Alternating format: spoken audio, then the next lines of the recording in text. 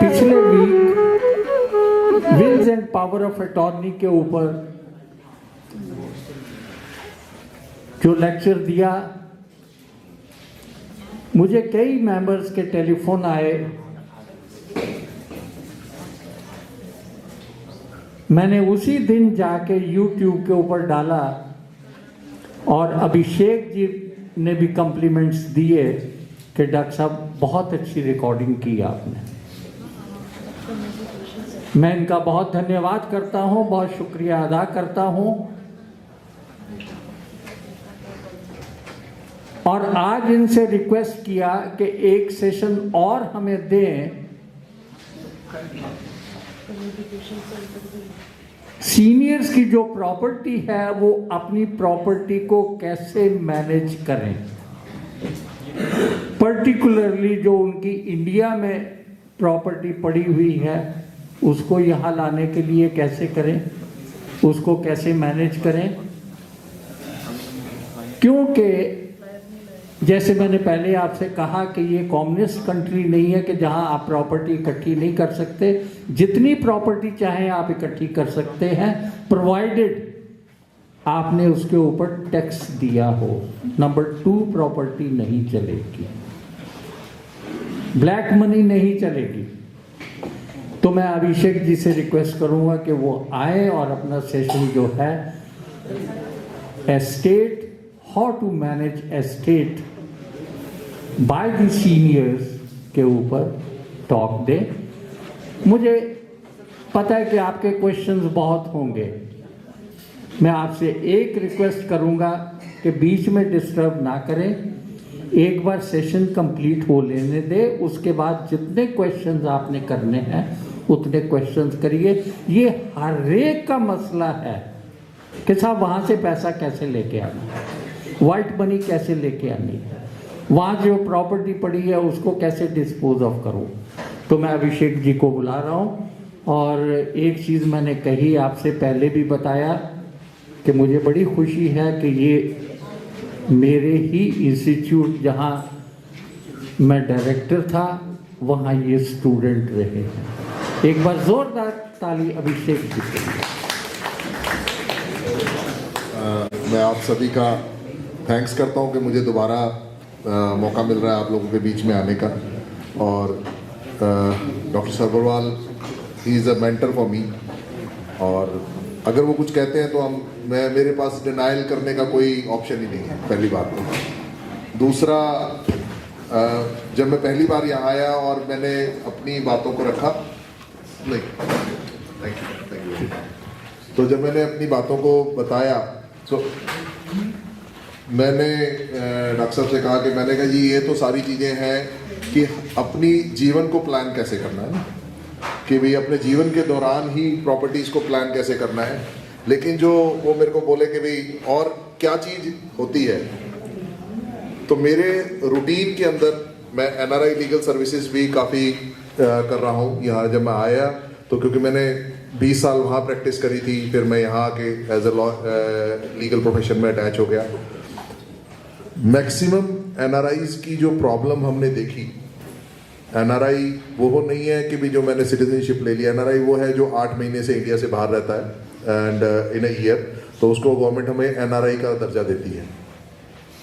उनकी देखी कि मेरी प्रॉपर्टी वहाँ है, मैंने इन्वेस्टमेंट वहाँ कर ली, मेरा घर वहाँ बचा हुआ है, मेरी कमर्शियल बिल्डिंग है, मेरा एग्रीकल्चर लैंड है, और अब उसके ऊपर किसी ने इलीगली ऑक्यूपेशन कर लिया है।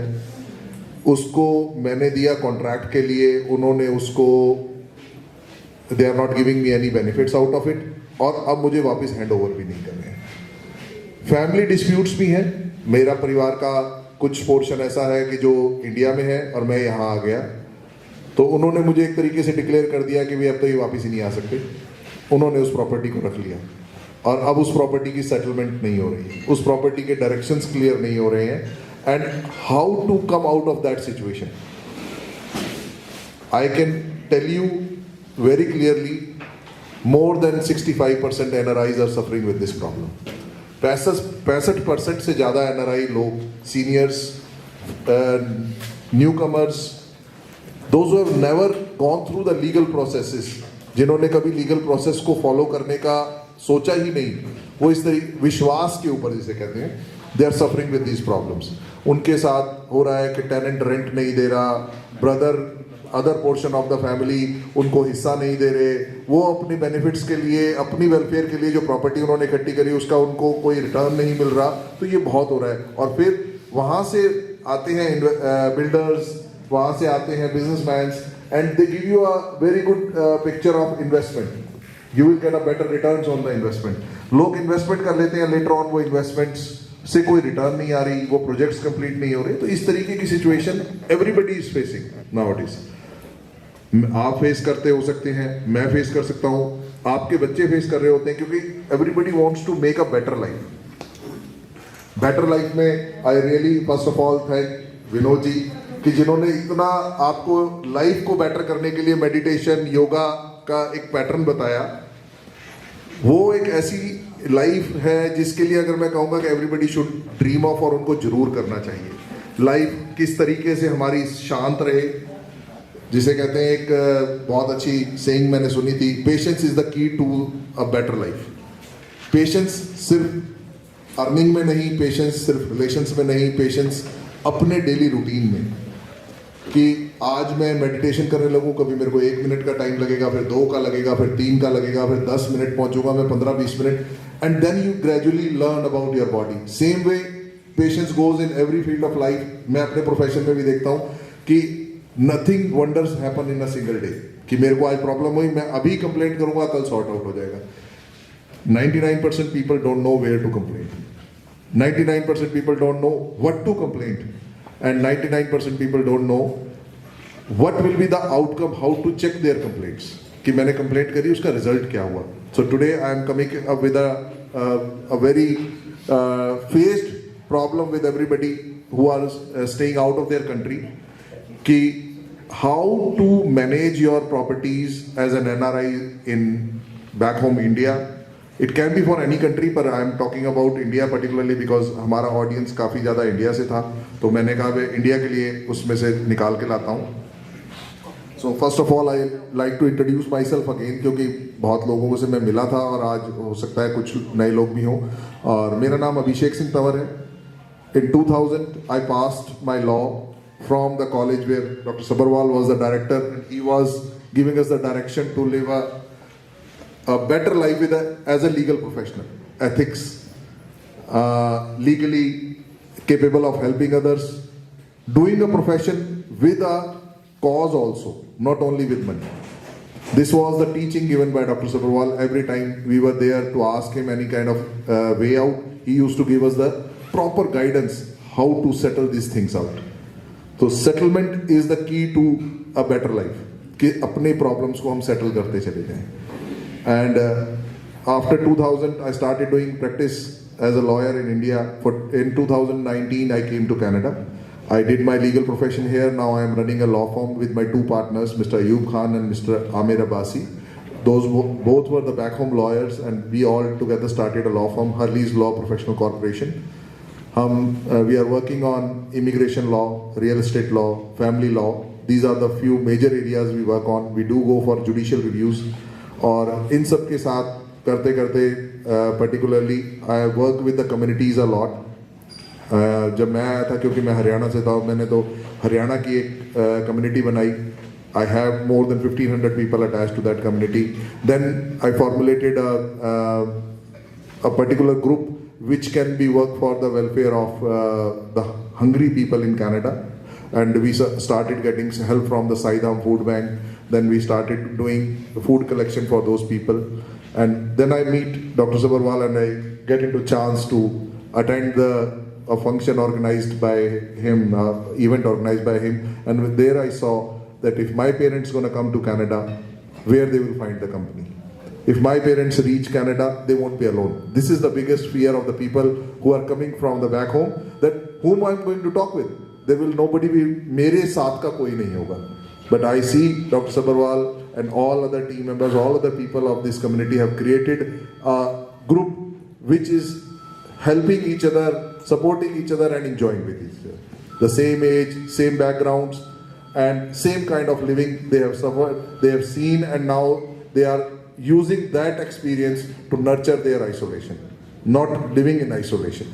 So with these words, I will start my lecture today on, it will be a kind of a boring lecture after a yoga session, I earlier also said, but a required session, I would say. So today we are going to talk about the problems and redressal procedures for the mechanism for the people available, for the NRIs available in India. State-wise contacts, phone number, points, NRI cells, how they are working, ways to safeguard NRI properties in India, how a Canadian citizen can make a valid power of attorney for property management in India. These are the few major topics which I am going to talk about. You can consider this as a lecture, but it will be a very communicative thing. I will give you a kind of information. You have the experiences, you have the day-to-day instances that are happening. You can have your questions. जब ये मैं बात खत्म कर लूँगा फिर question our session भी ले सकते हैं, कोई ऐसा दिक्कत नहीं है. So first of all, I again greet you all. Today we'll discuss the legal avenues available for non-resident Indians to seek redress when they face disputes, especially property frauds, misuse of authority, and how they can proactively protect their assets. We also go through how someone abroad, a Canadian citizen of Indian right, can grant a valid power of attorney for the property in India for proper management. Because NRIs operate from abroad. सबसे पहली बात तो है कि NRI सारे abroad में बैठे हैं. They are not there in person to face the problem or to solve the problem.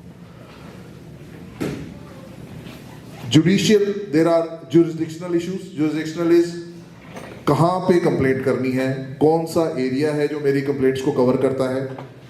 There will be misuse of intermediaries are common.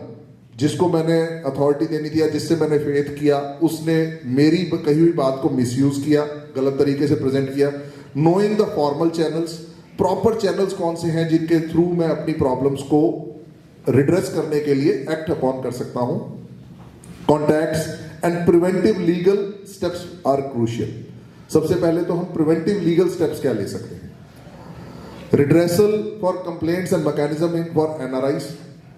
जितने भी हम लोग हैं यहाँ पे, we are NRIs, to be very clear, non resident Indians. So we are Indians but we are not living in India, staying in India for a long time. So for us, a special consular grievance system has been made, which is called MADAD under Ministry of External Affairs. The MADAD portal, Ministry of External, is a central complaint registration portal. Any problem you face, you can make a complaint online through this MADAD portal for Ministry of External Affairs, because they are going to understand our situation and act upon it. Sorry. For the Indian national abroad, you can lodge a complaint related to recruiting agents. Sometimes people say, I have applied for a kind of a document from there, but the person made a fraud. Like document, I need original documents for my birth, registration, marriage, for my property. I have recruited an agent. मैंने किसी agent को मुकर्रर किया, लेकिन वो काम ही नहीं कर रहा. तो वो उसके लिए आप कहाँ कंप्लेंट कर सकते हैं. किसी को अथॉरिटी दी मैंने काम करने के लिए, किसी की वेबसाइट पे पैसे भर दिए कि ये मेरे को काम करा के देगा, तो हम उसके लिए कंप्लेंट कहाँ कर सकते हैं. बहुत बार हमारे पास कॉल आती है कि आपके बैंक के अंदर ऐसे ऐसे करके चेंजेस हो रहे हैं, आपके अकाउंट में आप अपडेट्स कीजिए, and later on it turns out to be fraud. वो फ्रॉड हो जाता, निकल जाता है. वो चेंजेस वो कराने के लिए first they say you do the changes, then they start asking money about it. Sorry.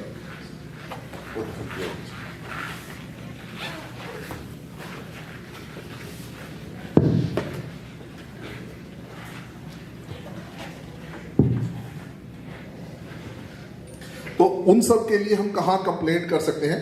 That is with the MADAD department. It's a portal of Ministry of External Affairs. You simply have to go on the Ministry of External Affairs site, you write your complaint, you write your issue properly drafted and explaining the situation you have faced, why you are engaging with that person. You received a call, then how did you go through the process of giving him the details.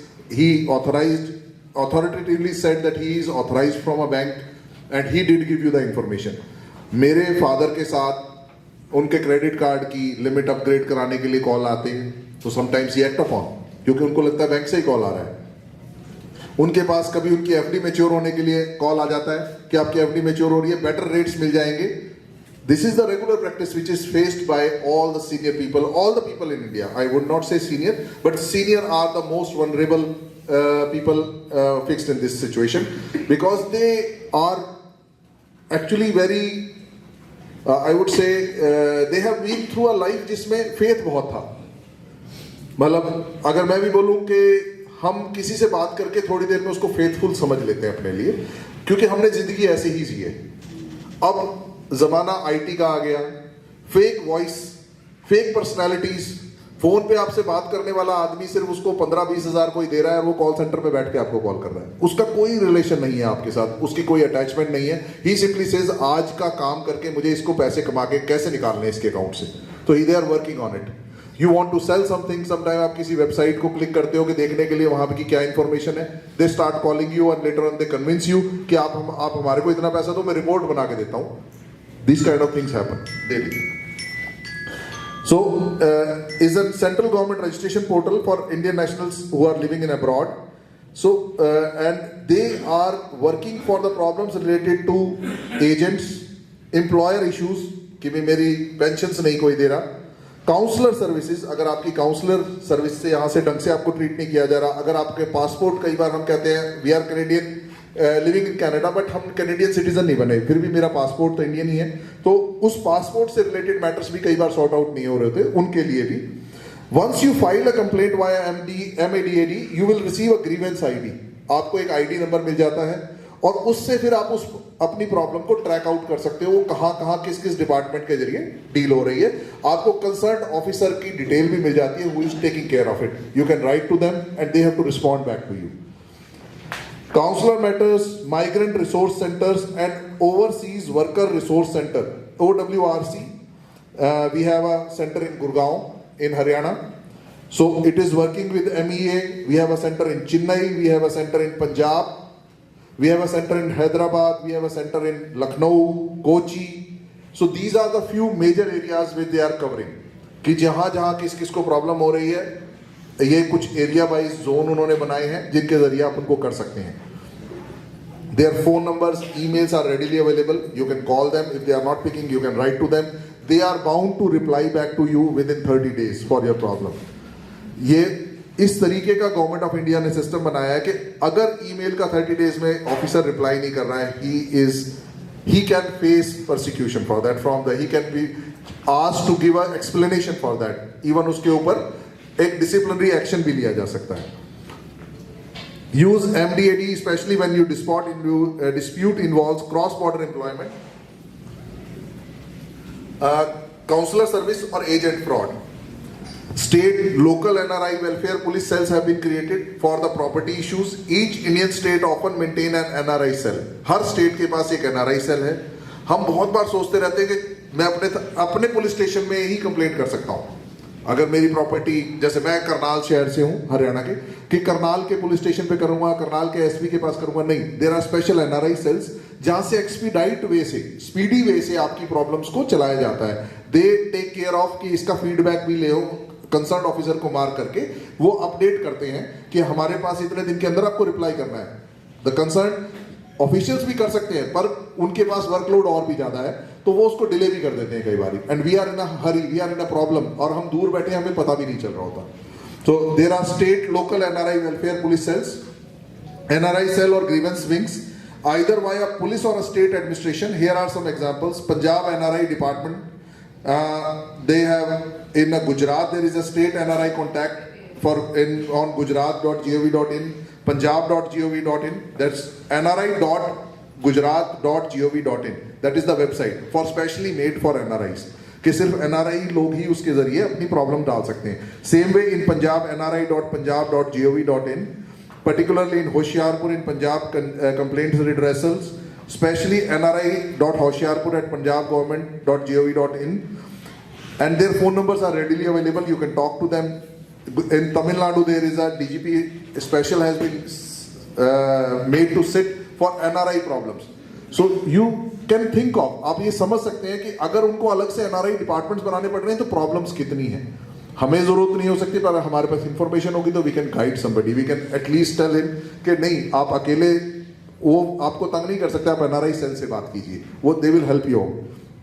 Haryana Police NRI cell, ADGP Law and Order has been given a special powers to deal with the NRI problems only. DIG Law and Order, they are working on it. So because आज हम छोटी सी तादाद में ही रह गए हैं विश्व के इन देशों में. Now Indians are considered to be the second largest community in this country.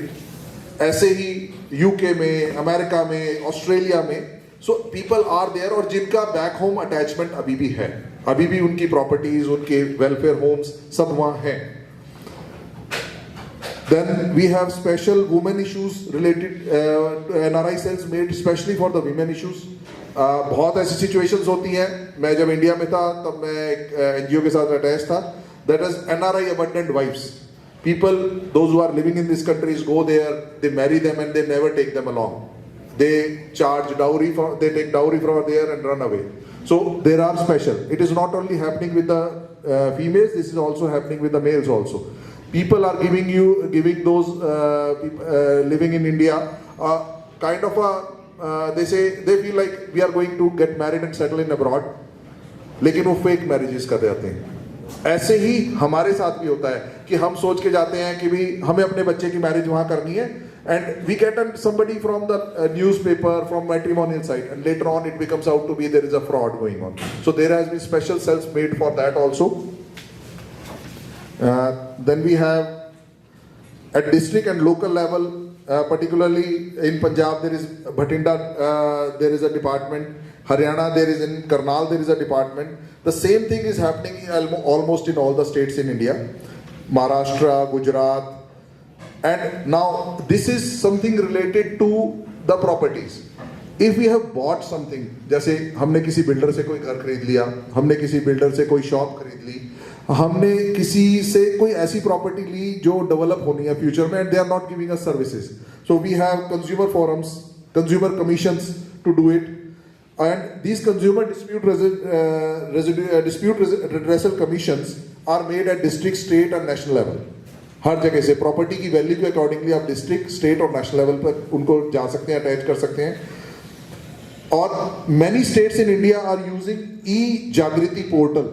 E-Jagriti is a government portal through which you can file a complaint to a consumer dispute redressal forum, and it is treated as a consumer complaint, and they are, जो लोग आपके साथ ये कर रहे हैं उनको अपने प्रूफ्स देने पड़ते हैं कि हमने ये चीज़ डिले क्यों की, इनको फ्लैट क्यों नहीं बना के दिया, इनके घर के अंदर हमने डेवलपमेंट चार्जेस जो लगाए वो क्यों लगाए. बहुत लोगों ने, मतलब अगर मैं बोलूं कि कल भी मैं किसी के साथ बैठा था, उन्होंने वहाँ पे एक फ्लैट खरीदा हुआ है और सोसाइटी वालों ने उनका जो भी बिल्डर है उसने उनको 10,000 रुपये महीना as a development charges charge, जबकि वो फ्लैट हैंड ओवर भी नहीं हुआ. They are not authorize to do it. पर उसकी कंप्लेंट कहाँ करेंगे? उनसे बात करते हैं, वो कहते हैं हमें तो चार्ज करना है क्योंकि हम तो आपको सर्विसेज दे रहे हैं, पर उन्होंने फ्लैट आज तक हैंड. तो इस तरीके की सिचुएशन बहुत हो रही है. जो लोग विदेश में बैठे हैं, we become a very I say easily available target to them. Investments हमारे से करवाई, डेवलपमेंट ऑफ प्रोजेक्ट हो रहा है और चार्जेस दिए जा रहे हैं. और इस पेटी डेवलपमेंट चार्जेस के लिए 10,000 रुपए के लिए अगर आप इंडिया में देखें तो इट्स अ ह्यूज मनी. यहाँ से वो सोचते हैं कि it's a very small amount and nobody can make a complaint, but there are ways. You can go to district forums for that, consumer forums for that. If it is related to some property involvement, like huge property within family, friends or some third party also, you can go to civil courts. There is a different way of fast track court has been built. एक fast track major बना दिया है legal का कि NRI related property disputes को sort out करने का एक तरीका निकाला जाए, क्योंकि वो लोग वहां से नहीं आ सकते हर कोर्ट की तारीख पे, तो उनको फास्ट ट्रैक कैसे किया जाए. ये सब तो जो गवर्नमेंट ने मेजर्स किए हैं उनके लिए है. सिविल कोर्ट्स हैं, एडीआर सेंटर्स हैं, ऑल्टरनेटिव डिस्प्यूट रिड्रेसल सेंटर्स, मीडिएशंस में उनको डाला जाता है. अदर रिड्रेसल चैनल्स हैं, सेंट्रल पब्लिक ग्रीवेंसेस कमेटीज बनी हुई है for grievance against central government departments.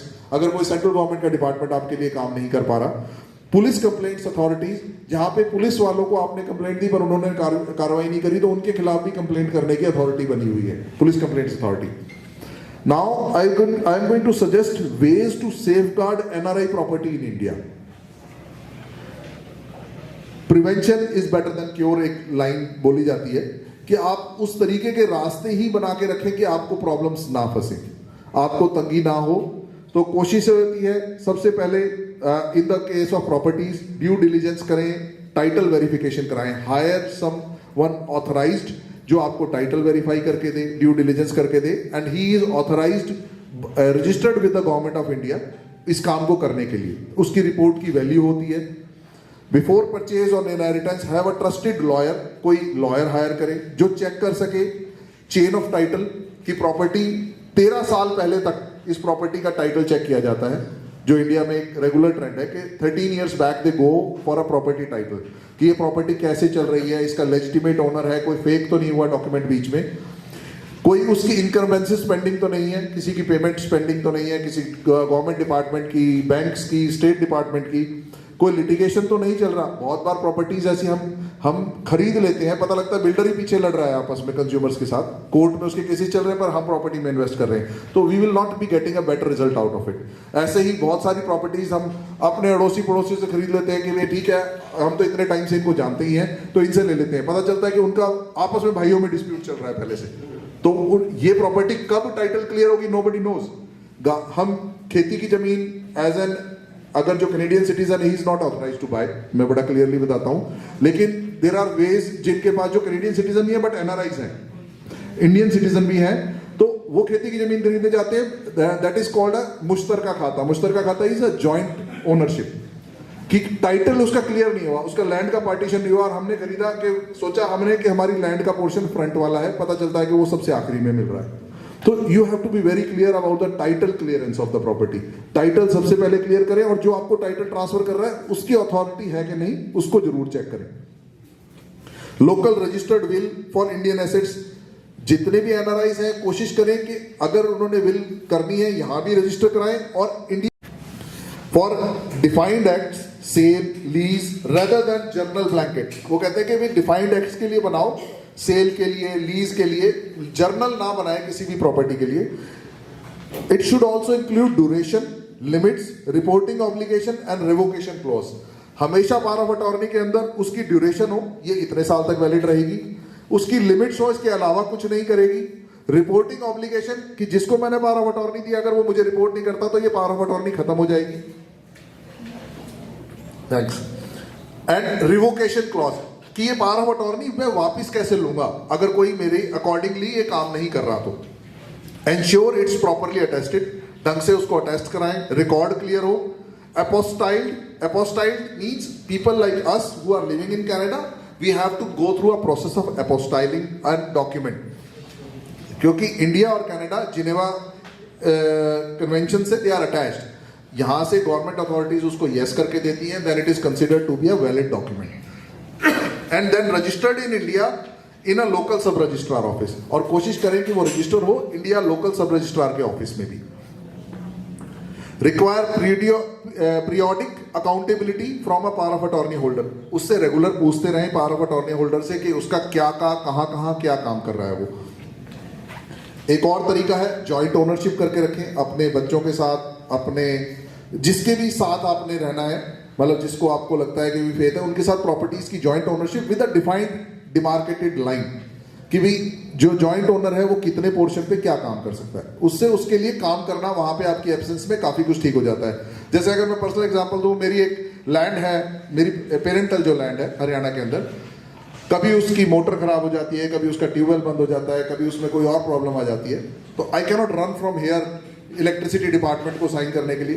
तो जो मेरा ब्रदर है उसके साथ मेरी जॉइंट ओनरशिप है, he can do those things, तो वो मेरी एब्सेंस में वो सारी जगह साइन कर सकते हैं। लेकिन this joint ownership is limited not for sale, it is only limited to maintain the property की मेंटेनेंस तक है। इसी तरीके से फॉर्मल एग्रीमेंट एंड कॉन्ट्रैक्ट बनाएं, जिसके साथ आप जॉइंट ओनरशिप कर रहे हैं उसके साथ रिटर्न एक एग्रीमेंट बना के रखें, कॉन्ट्रैक्ट बना के रखें। ये लगता बहुत डिफिकल्ट है कि मैं अपने रिलेटिव्स, अपने नियर एंड डियर्स के साथ कॉन्ट्रैक्ट बना रहा हूं, but this gives them everybody a clarity.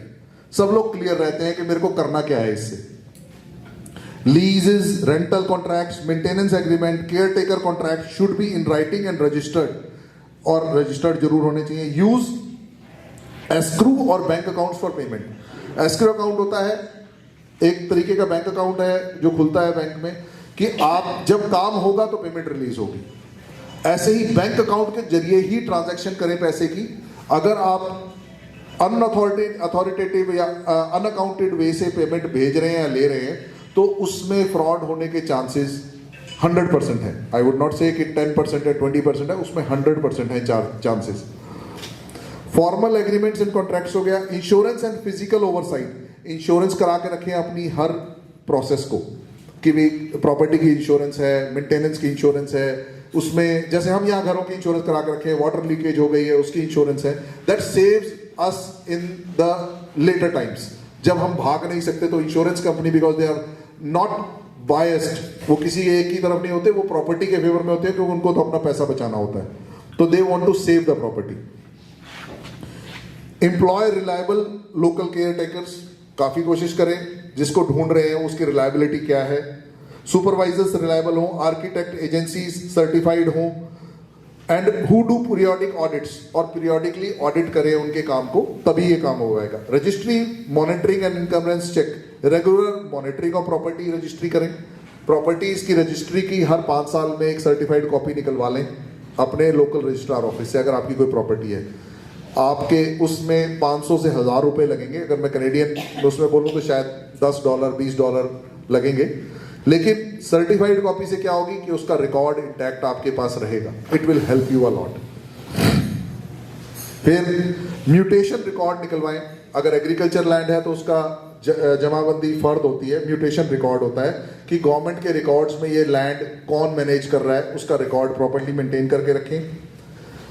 Unauthorised entries और ट्रांसफर्स को रेगुलरली आपको पता लग जाएगा। वही जैसे मैंने बताया कि हर 5 साल में निकलवाएं तो आपको पता रहेगा कि ये चीजें कैसे हो रही हैं, क्योंकि वहां ये भी एक इश्यू आता है कि आपके साथ ये प्रॉब्लम या फ्रॉड हो रहा है और आप 2 साल से आपने किसी को बताया ही नहीं है, 3 साल से आपने किसी को बताया ही नहीं है, क्योंकि हम अपडेटेड ही नहीं है उस रिकॉर्ड के बारे में।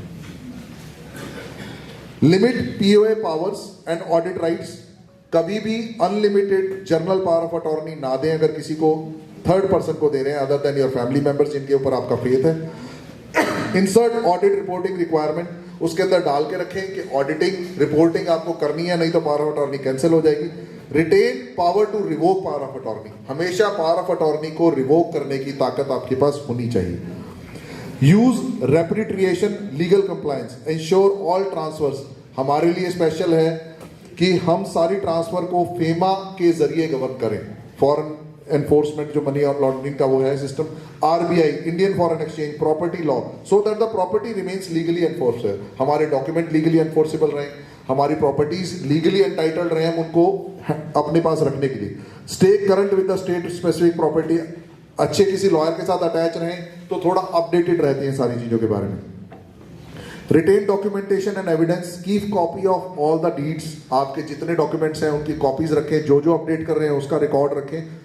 कोशिश करें कि प्रिंट आउट्स निकाल के रखें, अदरवाइज बैकअप स्टोरेजेस रखें। जैसे कि मैं, आप सब लोग मेरे से इतनी उम्र में बड़े हैं, मेरे को खुद ऑनलाइन स्टोरेज पे बिल्कुल विश्वास नहीं होता।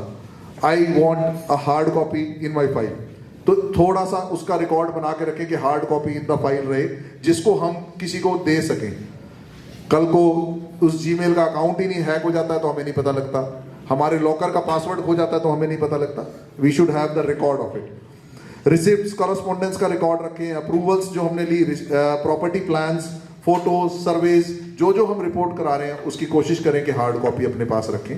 It may take a little bit of place to store but it is required. It can help you a lot in the time of emergency. If dispute arises, this documentation is your foundation for the sorting. Process of making a valid power of attorney for a Canadian person, for an Indian property. First you have to decide the scope and type of power of attorney, कि हमें इससे कराना क्या है power of attorney से. Specific होनी चाहिए, limits to a specific property, defined task, sale, lease, legal action. General power of attorney can be done, broader होती है but riskier होती है. Drafting the power of attorney document, includes full name, address of the person who is giving the power of attorney और किसको मिलनी है उसका नाम होना चाहिए, स्पेसिफिक प्रॉपर्टी एड्रेस होना चाहिए जिस काम के लिए, एग्जैक्ट पावर्स क्या दी जा रही है उसको, सेल की अथॉरिटी दी जा रही है, लीज की या लिटिगेशन की, ड्यूरेशन कितनी देर के लिए दी जा रही है, रिवोकेशन कि ये कब खत्म हो जाएगी, अगर कोई गलत काम होता है तो प्रॉपर्टी पीओए खत्म हो जाएगा, उसको विटनेस कौन कर रहा है, और सिग्नेचर लाइंस उसकी बिल्कुल क्लियर होनी चाहिए जिसपे आपके सिग्नेचर्स हो, जो रिसीव कर रहा है उसके सिग्नेचर्स हो। नोटराइजेशन कनाडा के अंदर रिक्वायरमेंट है कि आपकी पावर ऑफ अटॉर्नी का डॉक्यूमेंटेशन का नोटराइजेशन होना चाहिए। जो शख्स पावर ऑफ अटॉर्नी दे रहा है वो नोटरी के सामने साइन करे या फिर इक्विवेलेंट अथॉरिटी इन कनाडा के सामने साइन करे। The notary certifies the signature and authenticity. Notary जो है वो एक नोटोरियल सर्टिफिकेट देता है साथ में कि मैंने क्या क्या अटेस्ट किया है, किस आदमी ने कब आके किस समय में मेरे आगे साइन किए हैं। अपोस्टाइल कराएं अगर वो इंडिया में यूज होना है। अगर आप कैनेडियन हैं तो मेंबर ऑफ हेग कन्वेंशन का है तो get power of attorney document apostille. Ministry of consumer affairs in Canada, in Ontario, actually, Ontario Ministry, it apostilles, it certifies that document. वो उसको टैगिंग करके देता है, वो नोटरी की अथॉरिटी को भी सर्टिफाई करता है कि नोटरी भी जेन्युइन है और ये बंदा मेरे पास आ गया, अपोस्टाइल करा के गया, ये डॉक्यूमेंट यहाँ से है। Then get it attested authentication by Indian High Commission. अगर रिक्वायरमेंट है तो इंडियन हाई कमीशन से कराएं तो वो फिर इंडिया में यूज करने में कोई प्रॉब्लम नहीं आएगी क्योंकि वो उनकी अथॉरिटी है, वो साइन करते हैं कि हाँ ये डॉक्यूमेंट कनाडा से जनरेट होके जा रहा है। Courier the power of attorney or mail it in a sealed envelope and directly to the concerned office or the person who is authorized to receive that power of attorney. और किसी के through ना भेजें उसको। अगर वो लिफाफा खुला भी होता है तो गवर्नमेंट कई बार उसको एक्सेप्ट नहीं करती। Registration in India, ask your agent to get it registered in India in your absence. They are authorized to get it registered. उसको रजिस्टर कराएं इंडिया में सब रजिस्ट्रार ऑफिस में। Only the registered power of attorney is valid for many of the serious property. जब काफी money involve होता है तो रजिस्टर्ड पावर ऑफ अटॉर्नी बड़ा रोल प्ले करती है, ऑथेंटिसिटी उसकी बहुत रोल प्ले करती है। Once registered the power of attorney holder में एग्जीक्यूट डीड्स, वो कुछ भी काम कर सकता है जो उस अथॉरिटी के अंदर उसको मिली हुई है। For litigation, court representation, sometimes for divorce cases also you can give a power of attorney in your absence, the divorce can be done. Marriage litigation can be done, even the court cases can be fought in your absence, might be required. Revocation, principal can revoke the power of attorney in writing at any time. आपको कभी भी लगा कि power of attorney से कोई गलत काम कर रहा है उसको रिवोक कर लें। Notify, जो आदमी जिस अथॉरिटी को आपने पावर ऑफ अटॉर्नी से एग्जीक्यूट करके इंप्लीमेंट करने के लिए ऑथराइज किया है, सब रजिस्ट्रार को किया है, कोर्ट को किया है, बैंक को किया है, आपके बिल्डर को किया है या किसी को भी किया है, उसको जरूर लिखें, उसको जरूर वो लेटर भेजें कि वो रिवोक कर चुके हो और इस अथॉरिटी के ऊपर आगे काम ना किया जाए, इसके बेस पे कोई फ्रॉड ना हो जाए। Distribute revocation notice to the relevant parties, bank, tenants, हर एक को वो डिस्ट्रीब्यूट करके रखें। Best practice is keep the signed and original and multiple certified copies, retain the scanned copies, limit duration 1 or 2 years and review it if it needed. Require periodic accounting, reporting of POA holder, periodic accounting करे POA holder को, reporting ले उससे। Use the secure and trustworthy agent in India, a good lawyer or a family person. In the last, I would like to just wrap up the things. Emphasize that contracts may change, so always verify with official state and embassy websites. सारी processes update रहें और किसी certified आदमी से कराएं, नहीं तो websites को प्रॉपरली स्टडी करें जो गवर्नमेंट की वेबसाइट्स हैं। कभी भी सर्च इंजन की इंफॉर्मेशन के ऊपर काम ना करें, गवर्नमेंट की वेबसाइट से ही करें।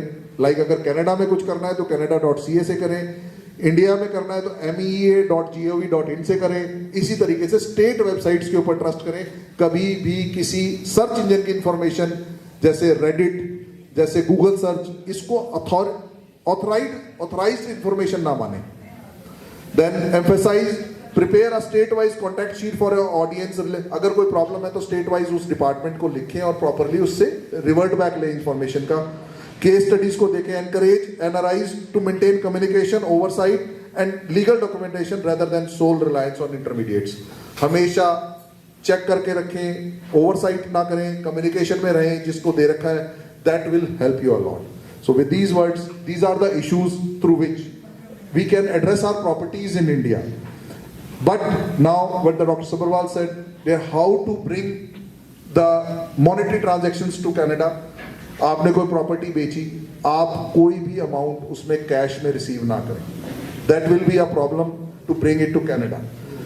There are banks who are giving services in India, in Canada also, like State Bank of India is giving services, ICICI Bank is giving services, and rest many of the banks have made a tie-up with the Canadian banks. So you can transfer it through, make an option of opening an NRO and NRI account.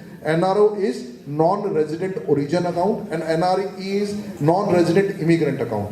From NRO, the government checks you have paid the taxes, you have received the money from the legitimate source. You are allowed to bring it to Canada through NRI account, and you are not supposed to pay any taxes once you have paid a tax in India, or if you have not paid, you can pay the tax in Canada. So these are the ways to bring the legitimate money to Canada. These words, thank you very much. Abhishek ji, I am very proud of you. बहुत तैयारी करके आए, मैं इनको और बुलाऊंगा, इनके एक एक पॉइंट के ऊपर क्वेश्चंस निकलते हैं. मैं हर चीज वॉच कर रहा था बहुत अच्छे से. इतनी तैयारी करके आए हैं, इतनी तैयारी करके आए हैं कि एक एक पॉइंट जो है उसको क्लैरिफाई करने की जरूरत पड़ती है.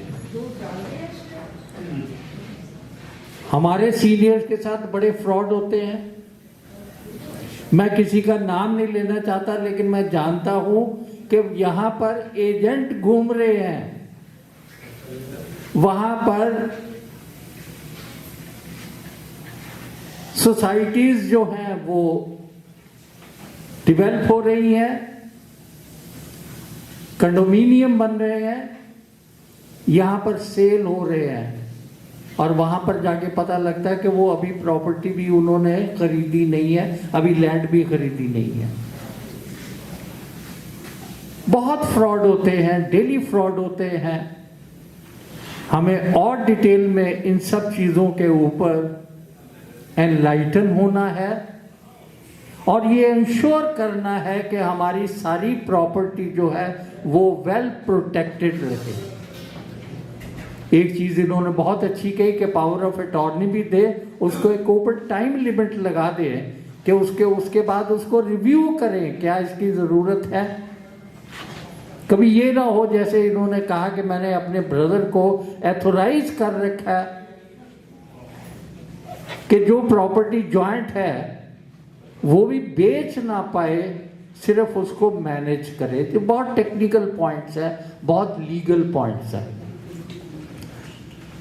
बहुत जल्दी में मैं वॉच कर रहा था, बहुत अच्छा लगा और मुझे बहुत अच्छा लगता है. मिसेस चावला है वो, उन्होंने भी अपना लॉ कॉलेज खोला है.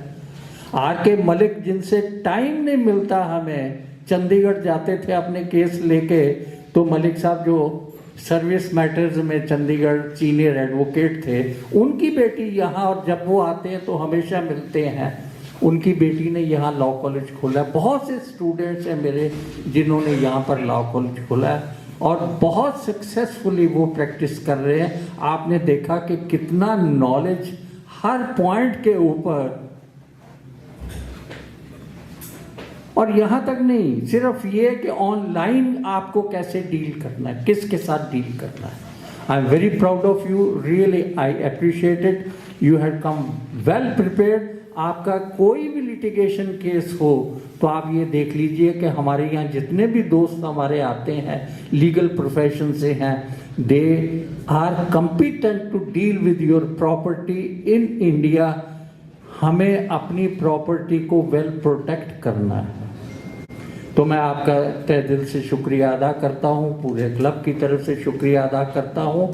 और मैं ये कहता हूँ कि ये कल्चरल एक्टिविटीज़ में यहाँ आके इन्होंने हरियाणा का एक बहुत बड़ा ग्रुप बनाया हुआ है कि जहाँ पर बहुत सी कल्चरल एक्टिविटीज़ होती हैं और बहुत सी एक्टिविटीज़ होती हैं.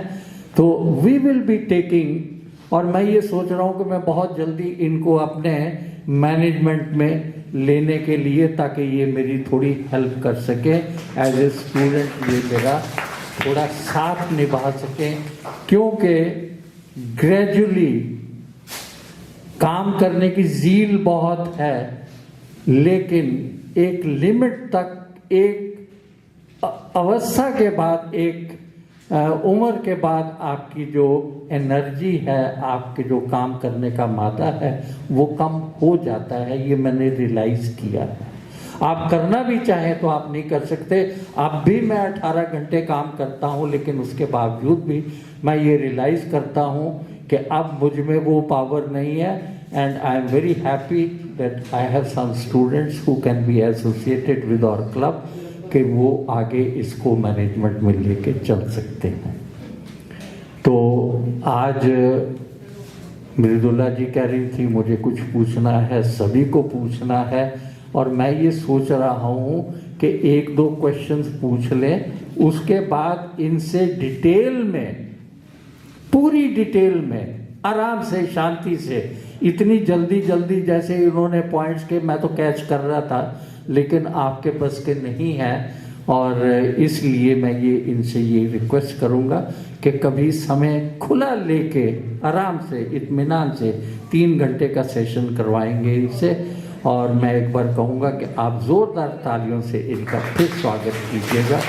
बहुत अच्छा, ये बहुत बिजी हैं, मुझे ये बड़े फ़ख्र से कहना पड़ता है कि जब भी मैंने इनसे कहा, इन्होंने मेरे को एग्री किया और ये कहा कि मैं ज़रूर आऊँगा, और आपने ये देखा कि बिल्कुल टाइम पे आते। तो I am really thankful to you Abhishek, I am proud of you all those who are here in Canada.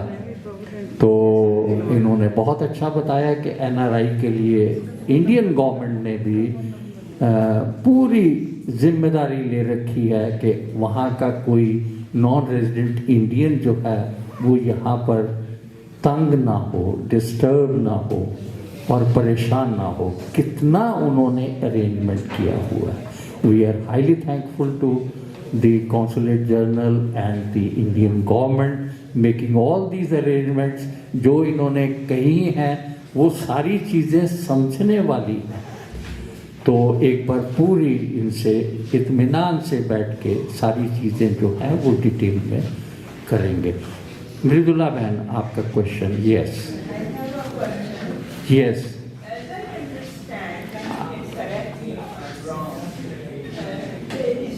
Can you speak on mic? Come here, come here, come here.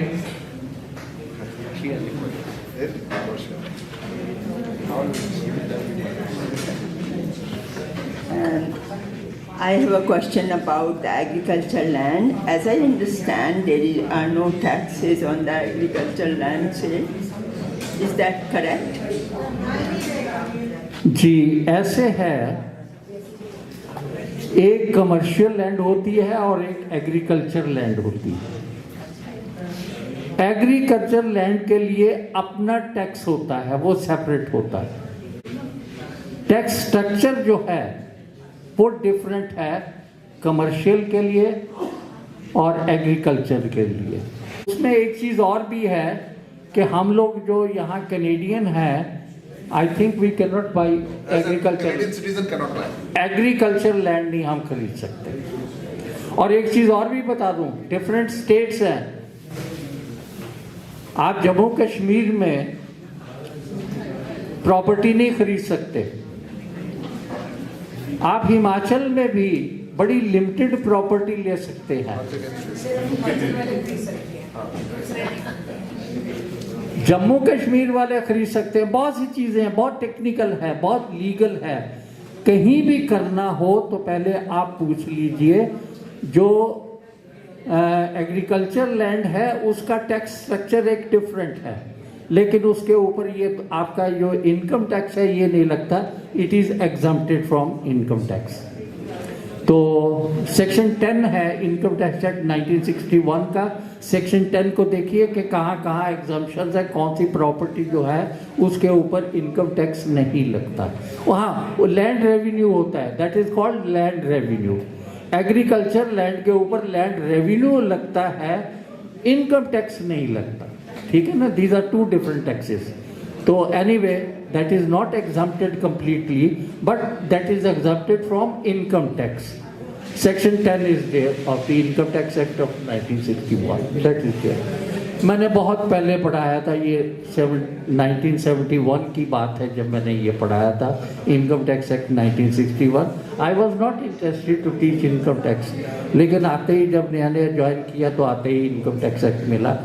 तो मैं ये कह रहा हूँ कि आप लोगों के बहुत क्वेश्चंस हैं। धीरू भाई बैठे हुए हैं, मुझे पता है इनके पास इतने बंडल क्वेश्चंस हैं पूछने के लिए, लेकिन मैं अभिषेक जी से एक बार फिर रिक्वेस्ट करूँगा कि ये ओकेजनली आते रहे हमारे क्लब के साथ, थोड़ा एसोसिएट हों तो हम इनसे और लेक्चर्स करेंगे।